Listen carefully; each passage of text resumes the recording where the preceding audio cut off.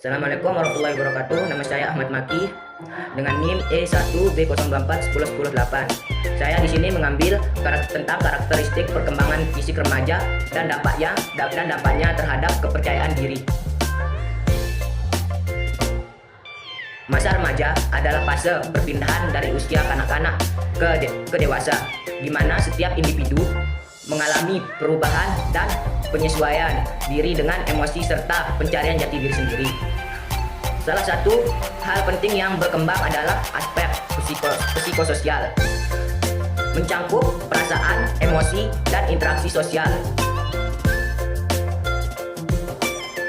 Dan di sini Erik Erikson adalah seorang tokoh penting dalam teori perkembangan psikososial. Teorinya mencakup seluruh rintangan hidup dan menekankan interaksi antara faktor psikososial dan sosial.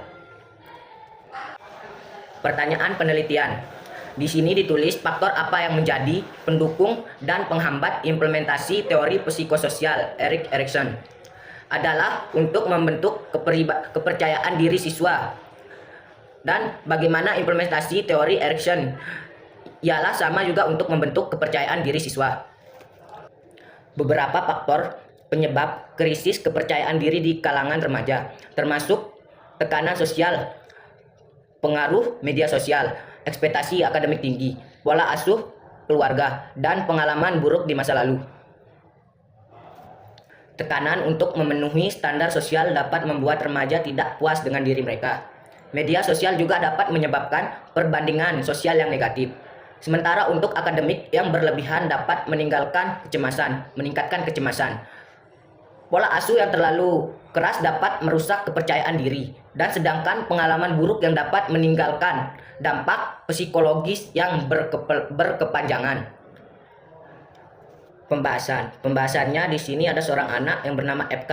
Secara fisik dia putih, tampan, dan tinggi badannya yang tidak terlalu tinggi. Berat badan yang ideal sesuai umurnya yang masih 14 tahun. Terlahir sedikit manja dan kalem. FK sosok siswa yang biasa-biasa saja, tidak terlalu bandel dan tidak terlalu pendiam. FK lumayan pintar. Jika ada tugas dari sekolah, FK selalu mengerjakan tugasnya. Akan tetapi, FK suka menyontek temannya dan mengganti tugasnya sesuai dengan tugas temannya.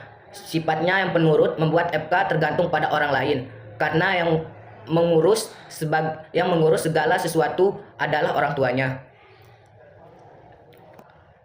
Sebagai anak laki-laki remaja, FK tidak berani mengambil keputusan sendiri dan hanya mengikuti kata orang tuanya.